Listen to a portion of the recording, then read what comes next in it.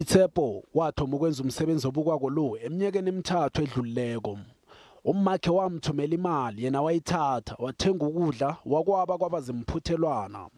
UBoitshepo uthi lokhu kwenza ngokukhuthazwa lithando kwenye netshejo alithola kunina njengoba nakhuliswa ngunina yedwa nayo bekahlaga. Uthi sanda khulu isibalo sabantu abahlagako abambawa imphuthelwano zokudla njengoba ni-COVID-19 ithuwelela nje.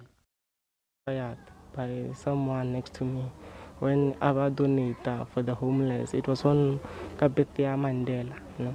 So we donated. Then after that, Ihlangano then into pisha wa next na chaleta o ka donate.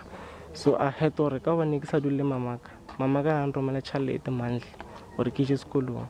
So ka chaleta la ka ichia ka wisha ka donate go yona.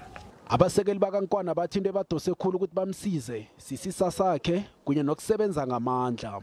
He is representing youth perfectly, and in our company we are looking for people who are very inspirational, those who will push us, and for us we believed in him, and we decided it didn't even take us long to just decide that no, we are going to work with UNkwana Foundation.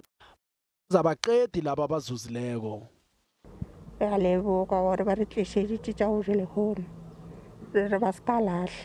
Community ka montle ya hlaka ba golofadi di crash ka mo ka re ya hloka aba thushi ka mo le ka mo go rena re ba ske ba goma.